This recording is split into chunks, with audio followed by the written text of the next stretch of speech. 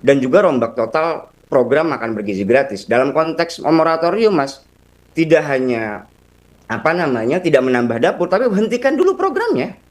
Hentikan dulu programnya 10 hari, 20 hari, 30 hari, dan seterusnya begitu. Kemudian lakukan audit secara menyeluruh. Kasus korupsi tata kelola MBG ini kian melebar setelah mantan wakil BKN sekaligus tersangka utama, Sony Sanjaya, mengatakan ada sedikitnya 26 nama tokoh besar dari lingkaran eksekutif, legislatif hingga organisasi yang dituding terlibat dalam kasus korupsi ini. Ada 26 dan lain-lainnya lebih banyak ya. Jadi saya bilang sistem 26. sistem untuk digital terhadap titik-titik MBG ini, dapur ini ada di tangannya Pak Sony, sehingga Pak Sony akan menjelaskan ini diambil oleh siapa, ini diambil oleh, jadi nama-nama itu diperiksa. Saat ini Kejaksaan memecah penyidikan menjadi 2 klaster besar. Klaster pertama fokus pada ketidaksesuaian harga barang serta proses pengadaan, sementara klaster kedua membidik praktik langsung, jual beli surat perintah penyediaan dapur MBG. Publik kini menunggu ketegasan Kejaksaan untuk membongkar tuntas 2 klaster korupsi ini. Tim Liputan, Kompas TV.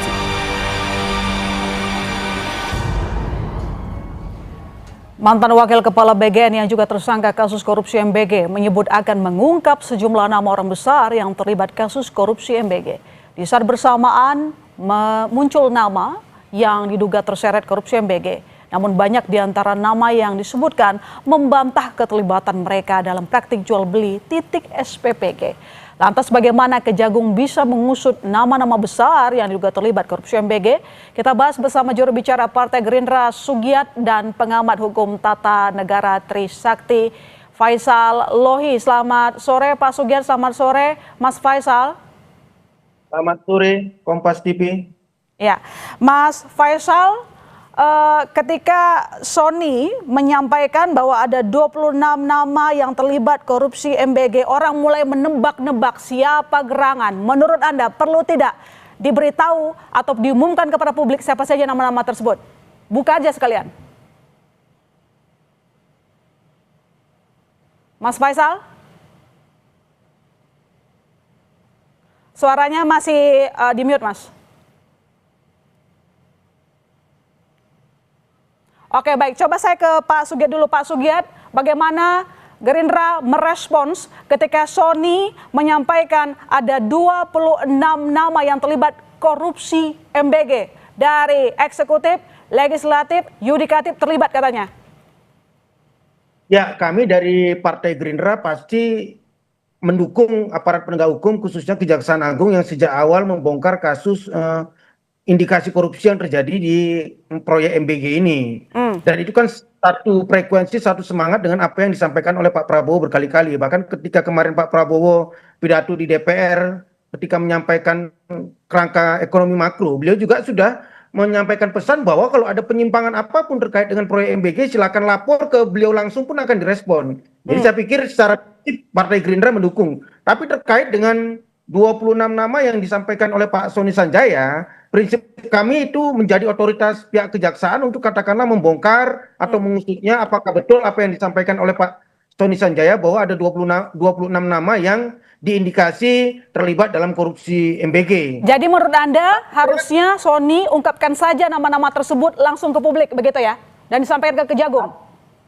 Ya begini Mbak, tapi yang perlu dipahami bahwa dalam proses penegakan hukum kita juga kita mengenal ajas praduga tak bersalah. Jangan sampai bahwa misalnya ada seseorang katakanlah yang sudah menjadi tersangka menyebut 26 nama, bahkan mungkin nanti 100 nama, itu langsung dijustifikasi bahwa mereka terlibat dalam korupsi MBG misalnya. Tadi kan sudah disampaikan bahwa ada 2 klaster yang itu sedang diselidiki oleh aparat penegak hukum kejaksaan terkait dengan kasus ini. Yang pertama adalah klaster tindak pidana korupsi terkait dengan markup dan pengadaan barang dan jasa di BGN.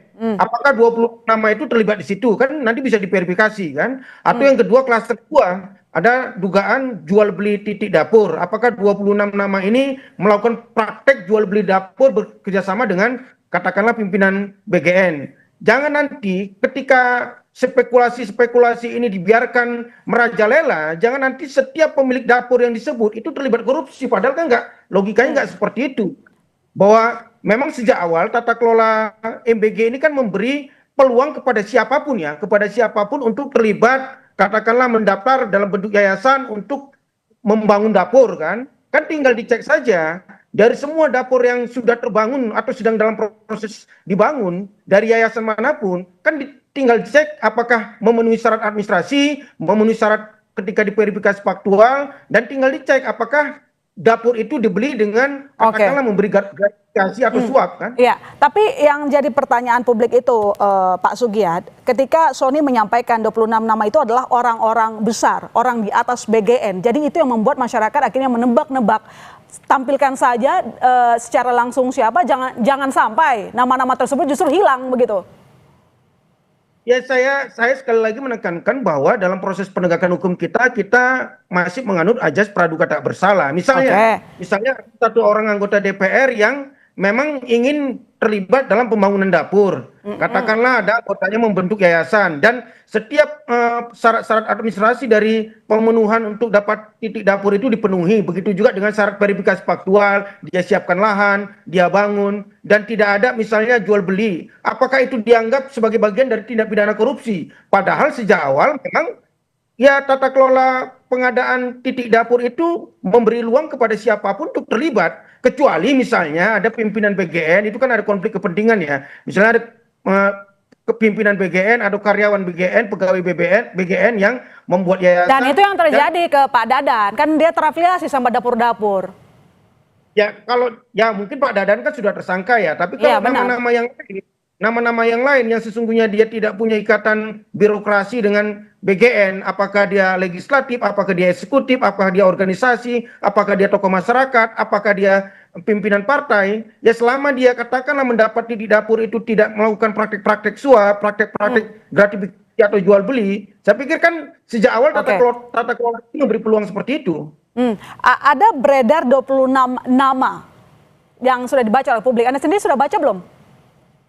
Ya, saya mendapat informasi itu, tapi saya tidak punya otoritas atau kewenangan untuk memvalidasi karena memang kan dari pihak kejaksaan sendiri belum memberi validasi terkait 26 nama yang disampaikan oleh pihak pengacara Sony Sanjaya. Sekali lagi kita beri kesempatan atau beri dukungan kepada Kejaksaan Agung. Jangan hanya berpatok ke 26 nama, Mbak, tapi bisa saja nanti siapapun yang terlibat, katakanlah praktek markup pengadaan barang jasa di BGN atau praktek jual beli dapur, siapapun itu di luar 26 nama ini silakan Kejaksaan Agung untuk memprosesnya. Ya kita tunggu. Ya, memang kalau kata Sony sendiri 26 nama ini cuma sebagian sih. Nanti saya kembali ke Anda Pak Sugiat. Coba saya ke Mas Faisal. Mas Faisal, jadi ketika ada 26 nama perlu ditampilkan ke publik atau tidak secara transparan? Mas Faisal dengan suara saya? Oke, baik. Saya ke Pak Sugiat lagi. Pak Sugiat, jadi dari posisi Partai Gerindra saat ini melihat bahwa yang disampaikan oleh Sony yang terlibat mulai dari eksekutif, legislatif, dan yudikatif. Jadi dari Gerindra sendiri mengakui tidak bahwa ada masalah sistematis atau struktural di program MBG? Ya, dari momentum peristiwa ini pasti kami mengakui bahwa ada masalah dalam tata kelola pelaksanaan program MBG ini sehingga kepala BGN dan wakil kepala BGN-nya sampai harus menjadi tersangka korupsi.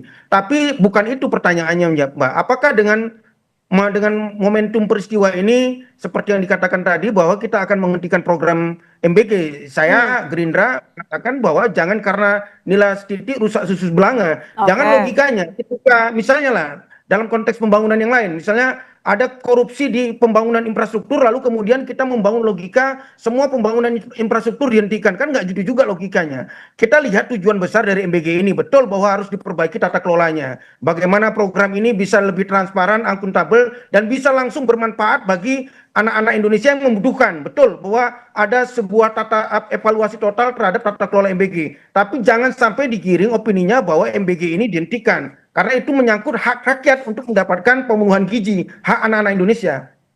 Oke, Pak Suget, kalau memang Anda mengatakan, Anda mengakui perlu ada perbaikan tata kelola, kita harus mulai dari mana? Toh pimpinan BGN-nya terlibat kasus korupsi. Ya kan Pak Presiden secara tegas dan cepat langsung sebelum, jadi kronologisnya juga harus kita dudukan bahwa sebelum Kejaksaan Agung masuk dalam membongkar kasus korupsi ini, berdasarkan informasi yang kita dapat dari pemerintah kan sebetulnya Pak Presiden sudah banyak tahu, banyak informasi, banyak data, dan kemudian beliau mengkonfirmasi ke beberapa lembaga terkait seperti BPKP dan PPATK, kemudian beliau mencopot dulu kepala BGN dan wakil kepala BGN, baru kemudian aparat penegak hukum kejaksaan masuk di situ. Itu sesungguhnya menunjukkan ada komitmen yang tegas dari pemerintahan Prabowo bahwa tidak pandang bulu, walaupun mungkin Pak Dadan secara personal sangat dekat dan wakil kepala BGN-nya juga secara personal sangat dekat, tapi ketika ada penyelewengan, Pak Prabowo langsung mengambil sikap tegas, copot, baru kemudian kejaksaan masuk untuk membongkarnya. Baik, terima kasih. Ini yang perlu diapresiasi kan?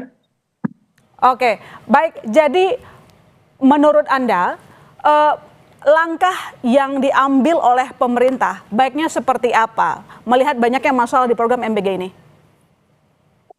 Ya, yang pertama bahwa terkait dengan penegakan hukumnya, kita beri kesempatan kepada kejaksaan untuk membongkar setuntas-tuntasnya. Siapapun yang terlibat dalam korupsi MBG ini sesungguhnya menikam program Pak Prabowo dari belakang. Ketika Pak Prabowo berkali-kali menyampaikan dan berjibaku untuk mensukseskan program ini, ternyata ada aparatur BGN yang melakukan korupsi, itu kan sangat menyedihkan sekali.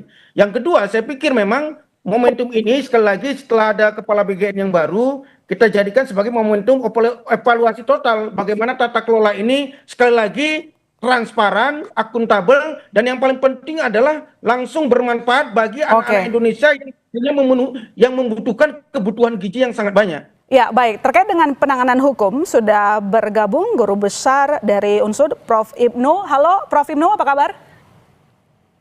Selamat sore, Pak. Ya, selamat sore. Prof, jadi bagaimana ini respon Anda melihat bahwa ada 26 nama yang disampaikan oleh Sony? Perlukah memang ditampilkan saja siapa mereka, sehingga kita tidak menuduh siapa-siapa? Ini orang menerka-nerka soalnya. Ya, ini kan masih dalam penyidikan. Saya kira harus menjunjung tinggi hak asasi manusia.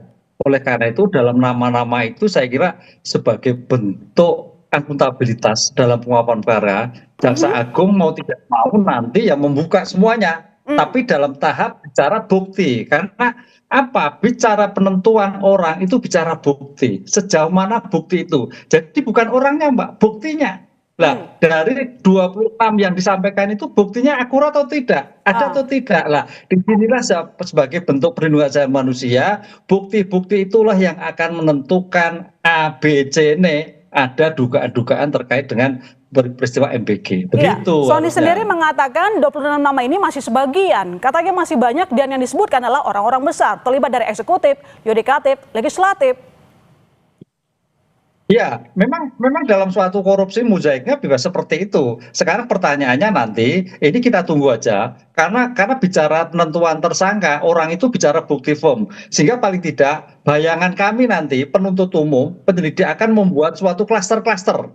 Klaster A, klaster B, klaster C, dan sebagainya. Sehingga itu yang dibutuhkan sebagai hukumnya jelas, orangnya jelas, tapi juga tidak melanggar hak asasi manusia. Ya, jadi artinya bahwa Anda juga mendesak Kejagung untuk mengumumkan saja nama-nama tersebut dan beserta dengan buktinya. Ya, karena bicara hukum, bicara bukti. Siapapun yang terlibat bukti, kaitannya dengan equality before the law, ya harus bertanggung jawab. Itulah yang harus kita dukung semuanya. Tidak hanya kejaksaan, semua termasuk yang menyampaikan nama-nama itu kalau bisa dibuka semua. Karena Indonesia itu dalam kondisi memang tanda petik rawan terhadap koruptor. Angka kita CP-nya itu masih kecil sekali, baru 36-37.